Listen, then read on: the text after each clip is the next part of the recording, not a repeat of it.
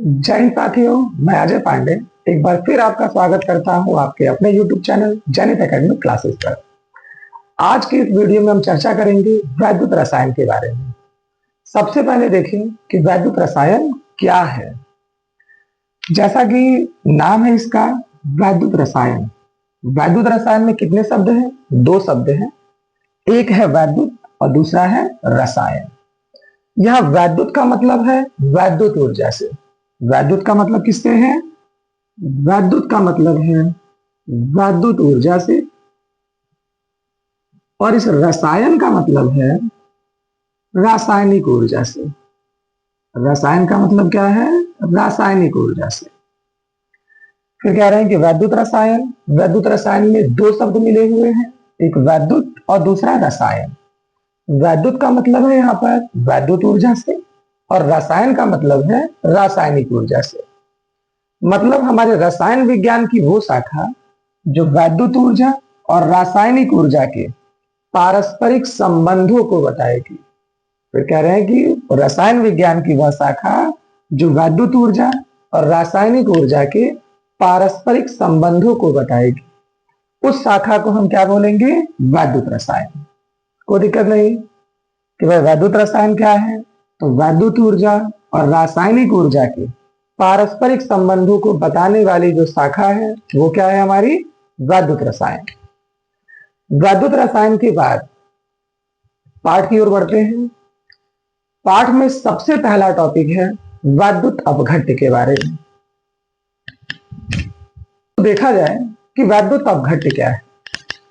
तो वैद्युत अपघट्य सिंपल भाषा में कहें तो कोई भी ऐसा पदार्थ जिसे हम किसी विलायक में घोलें और विलायक में घोलने पर यह आयनित हो जाए। कह रहे कोई भी ऐसा पदार्थ जिसे हम विलायक में घोलें और विलायक में घोलने पर यह आयनित हो जाए, उसे हम कहते हैं वैद्युत अपघट्य। जैसे मान लीजिए NaCl है, नमक, इसे हम पानी में घोलें। अगर हम NaCl को पानी में घोलें तो क्या होगा भाई? ये अपने आयनों में टूटेगा। ये टूटेगा Na प्लस और Cl माइनस में। मतलब NaCl क्या है? वैद्युत अपघट्य है। अब वैद्युत अपघट्य है हमारे पास दो प्रकार के, एक है प्रबल वैद्युत अपघट्य और एक है दुर्बल वैद्युत अपघट्य। हमने कहा कि भाई वैद्युत अपघट्य को अगर हम विलायक में घोलेंगे तो ये अपने आयनों में टूटेगा। भाई आयनों में टूटने पर दो कंडीशन हो सकती है कि या तो हमारा जो वैद्युत अपघट्य है वो पूरी तरह से आयनों में टूट जाए, या तो फिर हो सकता है कि ये वैद्युत अपघट्य पूरी तरह से आयनों में न टूटे। अगर वैद्युत अपघट्य पूरी तरह से आयनों में टूट गया, मतलब इसका आयनन 100% हो गया, तो ये प्रबल वैद्युत अपघट्य। लेकिन अगर हमारा वैद्युत अपघट्य पूरी तरह से आयनित नहीं हुआ तो ये हमारा दुर्बल वैद्युत अपघट्य। तो कंफर्म है भाई कि वैद्युत अपघट्य तो वे पदार्थ जो उच्च परावैद्युतांक के विलायक में घुलने पर आयनित हो जाते हैं, उन्हें हम वैद्युत अपघट्य कहते हैं। ये दो प्रकार के, प्रबल वैद्युत अपघट्य और दुर्बल वैद्युत अपघट्य। प्रबल वैद्युत अपघट्य तो वे पदार्थ जिनकी आयनन मात्रा उच्च है, वो प्रबल वैद्युत अपघट्य। प्रबल वैद्युत अपघट्य में हमारे प्रबल अम्ल, प्रबल क्षार और लवण, ये सब कुछ आते हैं। दुर्बल वैद्युत अपघट्य वे पदार्थ जिनकी आयनन मात्रा कम होती है, उन्हें दुर्बल वैद्युत अपघट्य कहते हैं। दुर्बल वैद्युत अपघट्य में दुर्बल क्षार, दुर्बल अम्ल ये सम्मिलित होते हैं। चलते हैं अगले टॉपिक पे। अगला टॉपिक है हमारा इलेक्ट्रोड या अर्धसेल। अब भाई इलेक्ट्रोड क्या है? कोई भी धात्विक पदार्थ, मतलब कोई धात्विक छड़ है, इस धात्विक छड़ को हमने क्या कर दिया? किसी वैद्युत अपघट्य में डुबाकर रख दिया। अब इस धात्विक छड़ को, जिस धात्विक छड़ को हमने इस वैद्युत अपघट्य में डुबाकर रखा है, इस धात्विक छड़ को हम कहते हैं इलेक्ट्रोड या फिर अर्धसेल। इलेक्ट्रोड या फिर अर्धसेल। कंफर्म है कि अगर हमारे पास कोई धात्विक छड़ है, इस धात्विक छड़ को हमने वैद्युत अपघट्य विलायक में डुबा दिया, तो इसे हम क्या बोलेंगे? इलेक्ट्रोड या फिर अर्धसेल। इलेक्ट्रोड होते हैं दो प्रकार के, एक को हम कहते हैं कैथोड और दूसरे को हम कहते हैं एनोड। देखिए कि कौन सा कैथोड है और कौन सा एनोड है। मान लीजिए कि हमारे पास एक पात्र है और इस पात्र में हमने वैद्युत अपघट्य भर रखा है। इस पात्र में हमने वैद्युत अपघट्य भर रखा है। मान लीजिए वैद्युत अपघट्य है हमारा NaCl। मान लीजिए NaCl का जलीय विलयन है, तो वह NaCl वैद्युत अपघट्य है। इसे हम घोलेंगे, घुलने पर ये आयनों में विभक्त होगा। ये आयनों में विभक्त होगा तो बनाएगा Na प्लस और क्या बनाएगा भाई, Cl माइनस। अब हमने इसके अंदर धात्विक छड़ रख दी। अभी हमने कहा ना कि धात्विक छड़ जो रखोगे वही इलेक्ट्रोड है, तो ये दो धात्विक छड़ हमने रख दी, ये दोनों इलेक्ट्रोड है। इस धात्विक छड़ को हम एक बैटरी से जोड़ देते हैं। ये मान लो बैटरी का ऋण टर्मिनल और ये धन टर्मिनल। भाई ऋण टर्मिनल से इसे जोड़ेंगे तो इस पे निगेटिव चार्ज आ गया, धन टर्मिनल से जोड़ेंगे तो इस पे क्या आ गया, पॉजिटिव चार्ज आ गया। जिसे हमने ऋण टर्मिनल से जोड़ दिया वो हमारा क्या है, कैथोड है, और जिसे हमने धन टर्मिनल से जोड़ दिया वो हमारा क्या है, एनोड है। अब देखिए कि कैथोड और एनोड पर क्रियाएं कौन सी हो रही हैं। भाई कैथोड पे कैसा चार्ज, माइनस का चार्ज। ये माइनस वाला किसको आकर्षित करेगा, प्लस वाले को। एनोड पे कैसा चार्ज, प्लस का चार्ज। ये किसको आकर्षित करेगा भाई, माइनस वाले को। मतलब ये Na प्लस कहां पहुंचा, कैथोड पर, और Cl माइनस कहां पहुंचा, एनोड पर। अब कैथोड पर देखें क्या हुआ। कैथोड की बात करें तो Na प्लस पहुंचा, कैथोड पे माइनस का चार्ज है, इलेक्ट्रॉन ज्यादा है। इसने क्या किया, इलेक्ट्रॉन ग्रहण किया, और इलेक्ट्रॉन ग्रहण करके क्या बना दिया, Na बना दिया। भाई इलेक्ट्रॉन ग्रहण हो रहा है, और इलेक्ट्रॉन ग्रहण होने पर कौन सी अभिक्रिया, अपचयन। कौन सी अभिक्रिया, अपचयन। अब देखिए एनोड पर क्या हुआ। भाई एनोड पे कौन आ रहा है, Cl माइनस। एनोड पे तो प्लस का चार्ज, मतलब पहले से इलेक्ट्रॉन की कमी है। तो ये करता क्या है, ये इलेक्ट्रॉन त्याग देता है। इलेक्ट्रॉन त्यागेगा तो इसका माइनस चार्ज कैंसिल, ये बनाएगा क्या, Cl बनाएगा। मुझे क्लोरीन द्विपरमाणु कण है, Cl2 बनाएगा। लेकिन त्यागे गए इलेक्ट्रॉनों की संख्या ग्रहण किए गए इलेक्ट्रॉनों की संख्या के बराबर, तो हमने यहाँ पे लिखा है हाफ Cl2। इसमें इलेक्ट्रॉन त्यागा है, और इलेक्ट्रॉन त्यागने पे क्या होता है, ऑक्सीकरण। इलेक्ट्रॉन त्यागने पे क्या होता है, ऑक्सीकरण। मतलब हमारे इलेक्ट्रोड है दो प्रकार की, एक कैथोड और एक एनोड। कैथोड क्या है, तो भाई वो इलेक्ट्रोड जिस पर अपचयन हो रहा है, वो इलेक्ट्रोड जिस पे क्या हो रहा है, अपचयन हो रहा है, वो क्या है, कैथोड। और एनोड वह इलेक्ट्रोड जिस पर ऑक्सीकरण हो रहा है, वो क्या है हमारा, एनोड। ठीक है हमारा सेल। अब हम चर्चा करें सेल के बारे में। अभी हमने इलेक्ट्रोड पढ़ा, और इलेक्ट्रोडों को हमने क्या बोला भाई, अर्ध सेल। इलेक्ट्रोडों को हमने क्या बोला, अर्ध सेल। अरे अर्ध सेल माने आधा सेल। और भाई दो आधे सेल मिला दिए जाएं तो एक पूरा सेल नहीं बन जाएगा। तो परिभाषा भी तो यही है कि अगर हम दो इलेक्ट्रोडों को किसी धात्विक सुचालक की सहायता से जोड़ दें, हम क्या करें, दो इलेक्ट्रोडों को किसी धात्विक सुचालक की सहायता से जोड़ दें, तो इसे हम क्या बोलते हैं, सेल कहते हैं। तो सेल क्या हुआ कि किसी वैद्युत सुचालक की सहायता से जुड़े अर्ध सेलों को हम क्या बोलते हैं, सेल कहते हैं। सेल हमारे होते हैं दो प्रकार के। सेल हमारे कितने प्रकार के, दो प्रकार के। एक है हमारा वैद्युत अपघटनी सेल,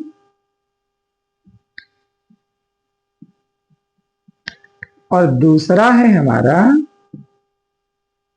वैद्युत रासायनिक सेल। दोनों के बारे में देखें। वैद्युत अपघटनी सेल क्या है भाई? वैद्युत अपघटनी सेल में हम वैद्युत ऊर्जा का उपयोग करके किसी वैद्युत अपघट्य का अपघटन करवाते हैं। मतलब वैद्युत अपघट्य को आयनों में तोड़ते हैं। तो हम वैद्युत ऊर्जा पहले ले रहे हैं और तब ना वैद्युत अपघटन करवा रहे हैं। मतलब वैद्युत ऊर्जा को हम क्या कर रहे हैं? रासायनिक ऊर्जा में बदल रहे हैं। मतलब वैद्युत अपघटनी सेल क्या है कि वह सेल जो वैद्युत ऊर्जा को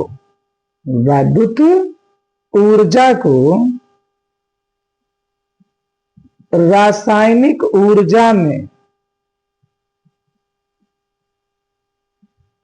परिवर्तित करता है, उसे वैद्युत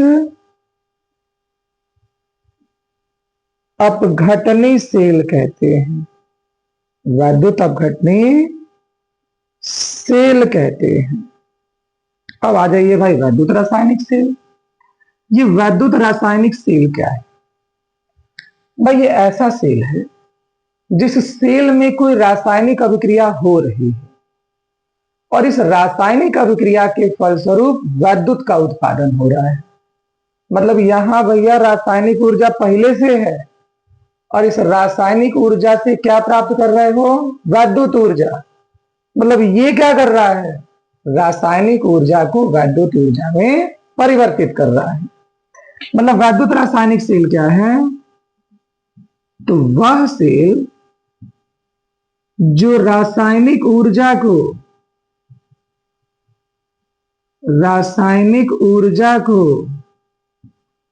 विद्युत ऊर्जा में परिवर्तित करता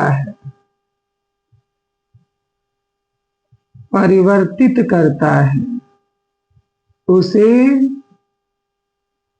वैद्युत रासायनिक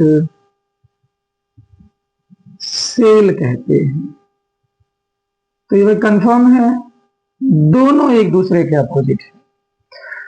जो सेल वैद्युत ऊर्जा को रासायनिक ऊर्जा में बदले, वैद्युत अपघटनी सेल, और जो रासायनिक ऊर्जा को वैद्युत ऊर्जा में बदले, वो वैद्युत रासायनिक सेल। कंफर्म है। अगला टॉपिक तब देखिए। अगला टॉपिक है हमारा इलेक्ट्रोड विभव। अब तनी देखिए कि क्या है इलेक्ट्रोड विभव। भाई विभव हम पहले से पढ़ के आए हैं। अब इलेक्ट्रोड विभव देखें तो मान लीजिए ये हमारा वैद्युत अपघट्य। इस वैद्युत अपघट्य में हम जैसे ही इलेक्ट्रोड डालेंगे, इलेक्ट्रोड डालते ही हमारे जो आयन है ये इस वैद्युत अपघट्य से इस इलेक्ट्रोड की ओर गति करेंगे। इस वैद्युत अपघट्य से इलेक्ट्रोड की ओर गति करेंगे। अब भाई आयन गति करते कब हैं? जब विभव का अंतर हो। पढ़े हैं फिजिक्स में कि हमारे आयनों का प्रवाह उच्च विभव से निम्न विभव की तरफ।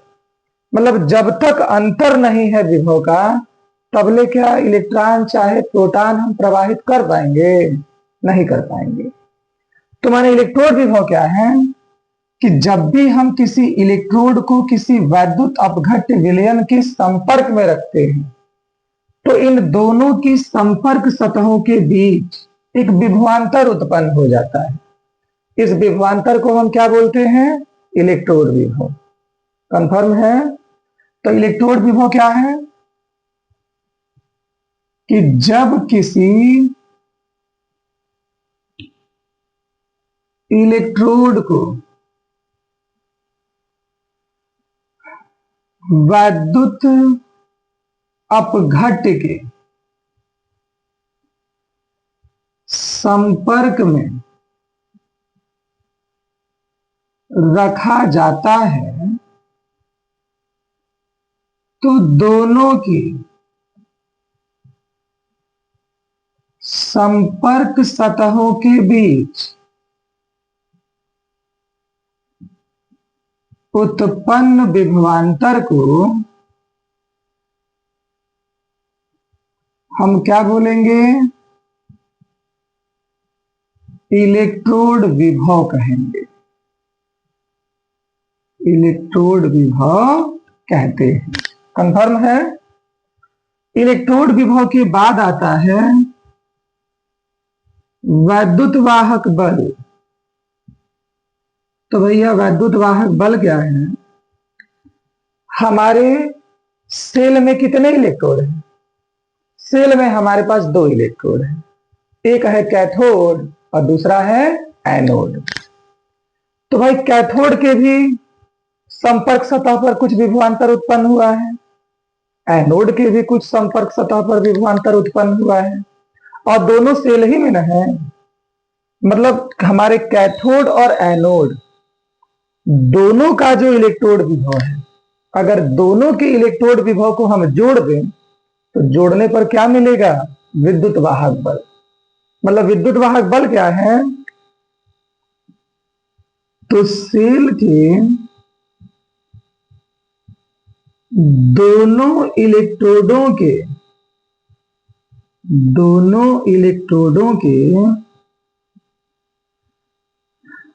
इलेक्ट्रोड विभव का योगफल क्या कहलाता है? विद्युत वाहक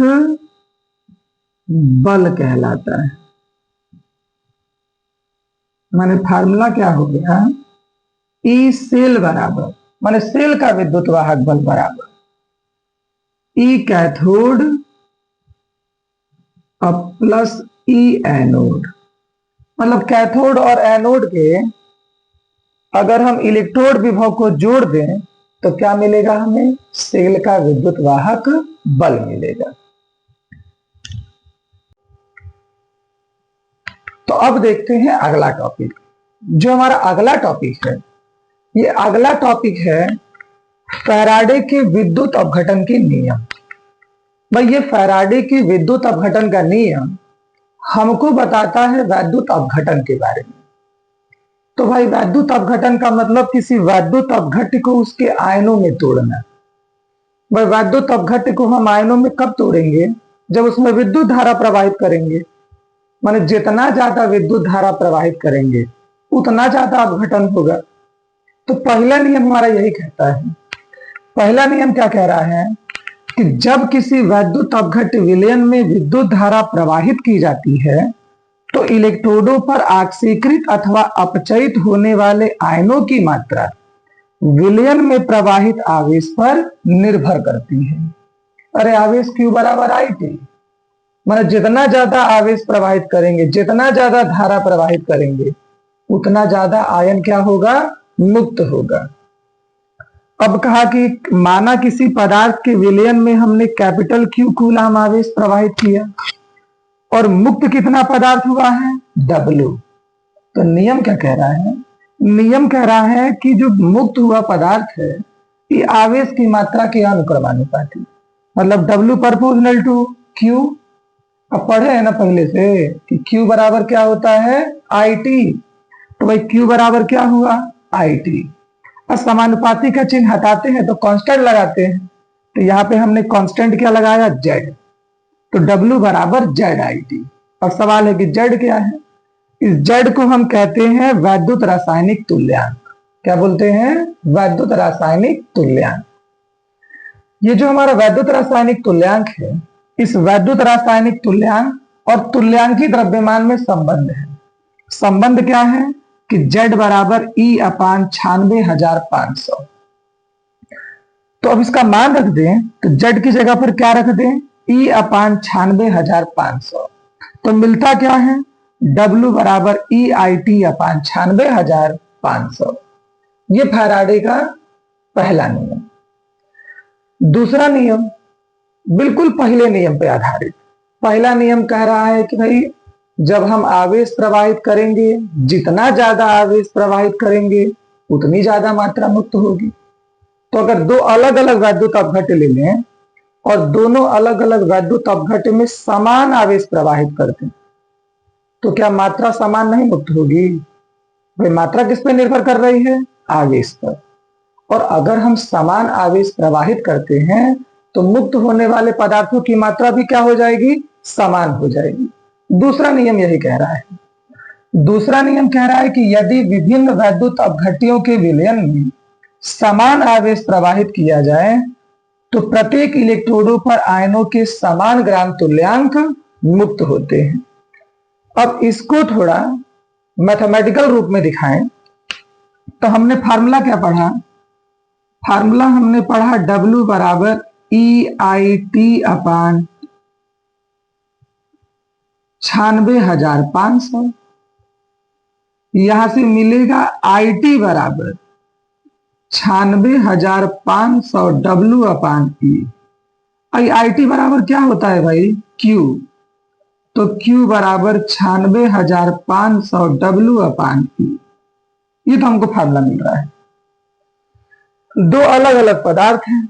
मान लो कि पहले पदार्थ में Q1 आवेश प्रवाहित किए तो पदार्थ कितना मुक्त हुआ? W1। और उसका तुल्यांकी द्रव्यमान कितना है? E1। तो क्या मिलेगा? मिलेगा Q1 बराबर 96,500 W1 अपान E1 और Q2 बराबर 96,500 W2 अपान E2। हमसे नियम क्या कहा है? नियम कहा है कि आवेश बराबर है। आवेश बराबर है मतलब Q1 किसके बराबर है? Q2 के बराबर है। अब Q1 का मान कितना है? 96,500 W1 अपान E1 और Q2 का मान 96,500 W2 अपान E2।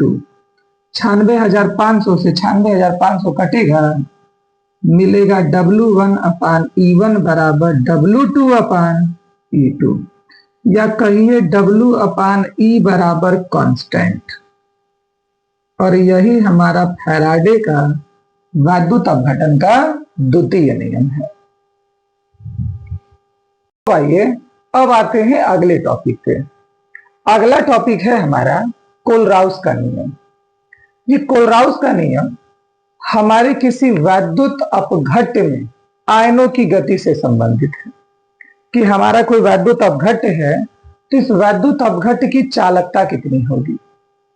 तो भाई वैद्युत अपघट्य में हमारे पास दो तरह के आयन थे, एक था धन आयन और दूसरा क्या था? ऋण आयन। हमारा धन आयन भी गति करेगा तो धारा उत्पन्न करेगा और ऋण आयन भी गति करेगा तो धारा उत्पन्न करेगा।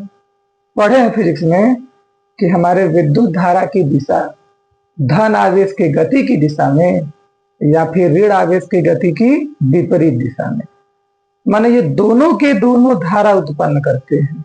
ये दोनों गति करेंगे तो धारा उत्पन्न होगी। तो कोलराउस का नियम यही कह रहा है।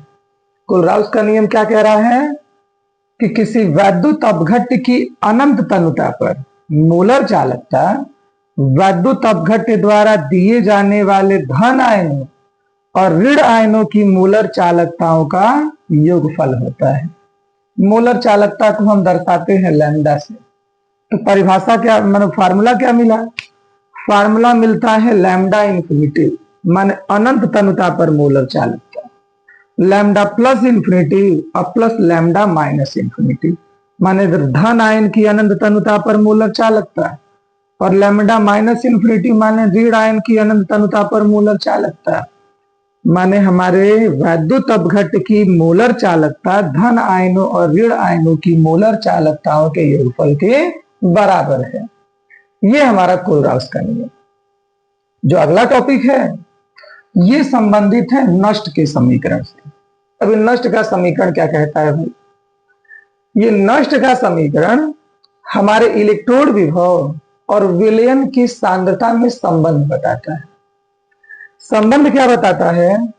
तो ये कहता है कि सेल का विद्युत वाहक बल ई सेल बराबर E node cell, E node cell कहिए चाहे ई जीरो सेल कहिए, तो ई सेल बराबर E0 cell minus 2.303 RT upon n log base 10 oxidation state upon reduction state.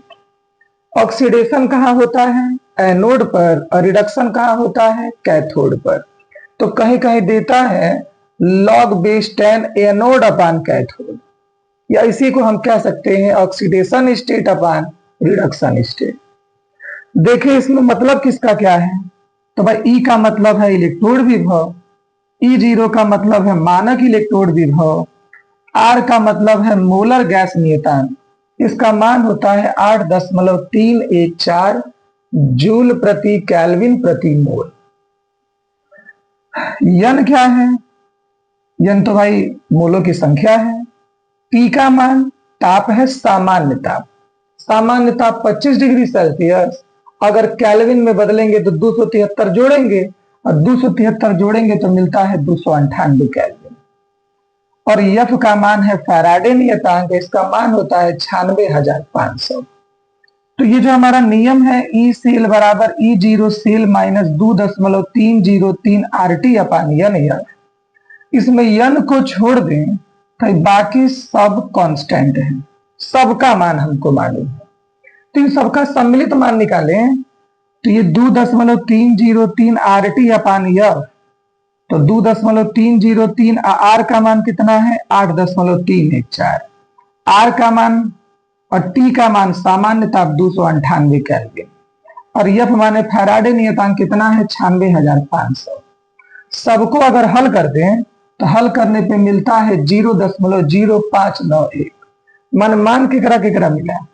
तो मान मिला 2.303 RT अपान एफ, यन बच गया है। तो 2.303 RT अपान एफ का मान कितना? 0.0591।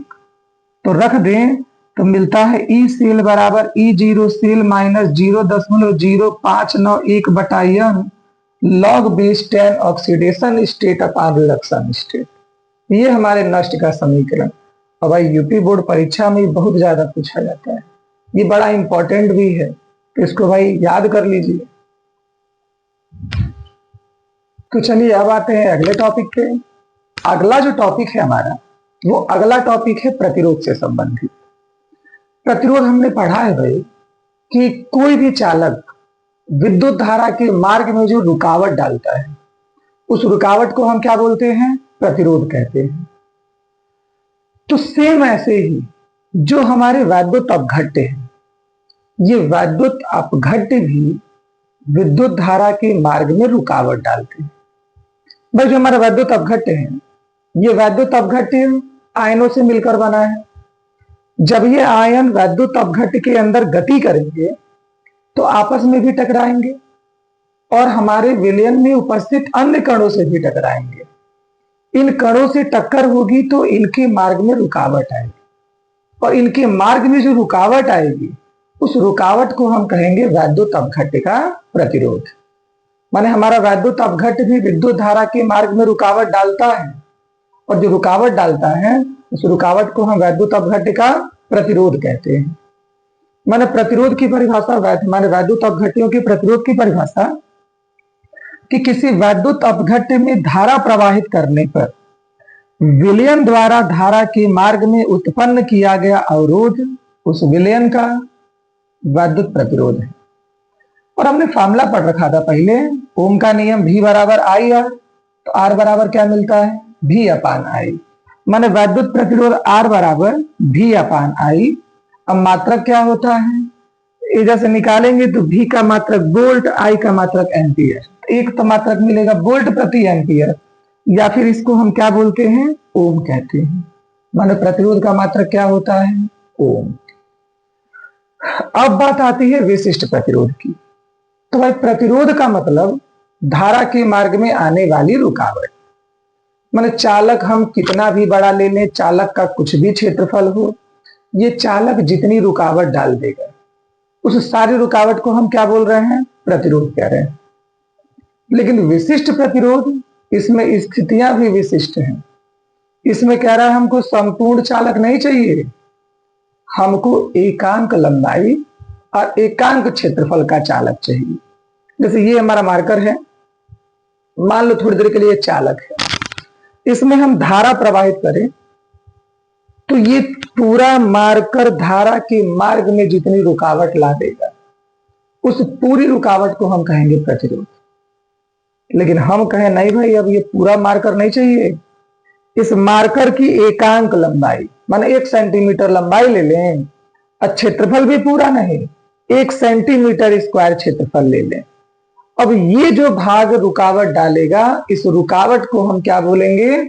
विशिष्ट प्रतिरोध। माने विशिष्ट प्रतिरोध के लिए चालक की एकांक लंबाई चाहिए और एकांक क्षेत्रफल चाहिए। अब जो रुकावट आएगा माने अब जो प्रतिरोध उत्पन्न होगा उस प्रतिरोध को हम क्या बोलेंगे? विशिष्ट प्रतिरोध। माने विशिष्ट प्रतिरोध क्या है? तो किसी एकांक लंबाई तथा एकांक क्षेत्रफल के चालक के प्रतिरोध को हम विशिष्ट प्रतिरोध कहते हैं। विशिष्ट प्रतिरोध को प्रदर्शित करते हैं रो से। तो भाई ये सिंबल किसका है? रो का। और अगर हमारे चालक की लंबाई स्मॉल एल, अनुप्रस्थ क्षेत्रफल कैपिटल ए, अब प्रतिरोध आर है, तो विशिष्ट प्रतिरोध का फार्मूला है रो बराबर आर ए अपान एल। अब हम पूछे मात्रक क्या है, तथा रो का मात्रक निकालो। तो रो का मात्रक भाई आर का मात्रक ओम, ए माने क्षेत्रफल, क्षेत्रफल का मात्रक मीटर स्क्वायर, और लंबाई है तो लंबाई का मात्रक मीटर। अब मीटर से मीटर का पावर कटा तो मात्रक क्या मिल गया? ओम मीटर। माने विशिष्ट प्रतिरोध का मात्रक क्या है? ओम मीटर है। तो साथियों चलते हैं अब अगले टॉपिक पे। अगला टॉपिक है हमारा मोलर चालकता और तुल्यांक की चालकता। तो अगला टॉपिक क्या है? मोलर चालकता और तुल्यांक की चालकता। जो हमारी मोलर चालकता है, मोलर चालकता में शब्द आया है मोल, मतलब ये संबंधित किससे है? मोलों की संख्या से। और तुल्यांकी चालकता में शब्द आया है तुल्यांक। तुल्यांक माने ग्राम तुल्यांक, माने ये किससे संबंधित है? ग्राम तुल्यांकों से। मतलब मोलर चालकता संबंधित है मोलों की संख्या से और तुल्यांकी चालकता संबंधित है ग्राम तुल्यांकों की संख्या से। और जब भी हम किसी चीज को डिफाइन करते हैं तो डिफाइन करते समय वैल्यू हम एकांक लेकर चलते हैं। तो मोलर चालकता क्या है कि उस वैद्युत अपघट्य के विलयन की चालकता, उस वैद्युत अपघट्य के विलयन की चालकता जिसमें एक मोल वैद्युत अपघट्य घुला हो, उस वैद्युत अपघट्य के विलयन की चालकता जिसमें एक मोल वैद्युत अपघट्य घुला हो, उसे हम क्या बोलेंगे? मोलर चालकता। कंफर्म है? तो परिभाषा क्या हुई कि किसी वैद्युत अपघट्य के उस विलयन की चालकता जिसमें एक मोल वैद्युत अपघट्य घुला हो, उसे क्या बोलेंगे? मोलर चालकता। मोलर चालकता को हम प्रदर्शित करते हैं म्यू से। म्यू बराबर कप्पा इंटू भी। कप्पा को हमने क्या बोला था? याद करिए कि कप्पा को हमने क्या बोला था? कप्पा को हमने बोला था विशिष्ट चालकता। और भी क्या है? हमारे वैद्युत अपघट्य का आयतन। हमारा आयतन सांद्रता के व्युत्क्रमानुपाती। और सांद्रता याद आ रहा हो तो सांद्रता हम निकालते थे मिलीलीटर में। तो 1 लीटर में कितने मिलीलीटर? 1000 मिलीलीटर। तो मिलता है म्यू बराबर कप्पा इंटू 1000 बटा सी। सी माने सांद्रता और मोलों से संबंधित सांद्रता विलयन याद आ रहा है, तो मोलों से संबंधित सांद्रता को हमने क्या बोला था? मोलरता बोला था। तो मिलता है म्यू बराबर कप्पा इंटू 1000 बटे यम, जहां यम हमारे विलयन की मोलरता है। अब आते हैं तुल्यांकी चालकता। अभी हमने कहा कि तुल्यांकी चालकता क्या है? तो तुल्यांकी चालकता संबंधित है ग्राम तुल्यांकों से। माने किसी वैद्युत अपघट्य के उस विलयन की चालकता जिसमें 1 ग्राम तुल्यांक वैद्युत अपघट्य घुला हो, 1 ग्राम तुल्यांक वैद्युत अपघट्य घुला हो, उसे हम क्या बोलेंगे? तुल्यांकी चालकता। परिभाषा भी यही है कि किसी वैद्युत अपघट्य के उस विलयन की चालकता जिसमें 1 ग्राम तुल्यांक वैद्युत अपघट्य घुला हो, उसे विलयन की तुल्यांकी चालकता कहते हैं। तुल्यांकी चालकता को हम प्रदर्शित करते हैं लैम्डा से, और लैम्डा बराबर कप्पा इंटू भी। भी मतलब आयतन। अभी हमने कहा आयतन किसके व्युत्क्रम के बराबर? सांद्रता के। तो लैम्डा बराबर कप्पा इंटू 1000/c। और जब हम ग्राम तुल्यांक लेके चलते थे तो सांद्रता को किससे प्रदर्शित करते थे? नॉर्मलता से। भाई ग्राम तुल्यांकों से संबंधित सांद्रता हमारी क्या थी? नॉर्मलता। तो मिलता है लैम्डा बराबर कप्पा इंटू 1000/n, जहां n क्या है? नॉर्मलता। तो साथियों ये तो था हमारे वैद्युत रसायन से संबंधित सभी महत्वपूर्ण टॉपिक। यहाँ हमने वैद्युत रसायन से संबंधित सभी महत्वपूर्ण टॉपिकों को कवर किया है। अगले वीडियो में हम वैद्युत रसायन से संबंधित महत्वपूर्ण आंकिक प्रश्नों को हल करेंगे। अगर वीडियो आपको अच्छा लगे तो चैनल को सब्सक्राइब करें ताकि आगे आने वाले वीडियो की नोटिफिकेशन आपको मिलती रहे। और हम यहाँ पर हमारे जैनित एकेडमी क्लासेस पर यूपी बोर्ड की संपूर्ण तैयारी बिल्कुल फ्री में करा रहे हैं। तो आप इस चैनल को सब्सक्राइब करें ताकि जब हम नया वीडियो अपलोड करें तो आपको आने वाले वीडियो का नोटिफिकेशन मिल सके।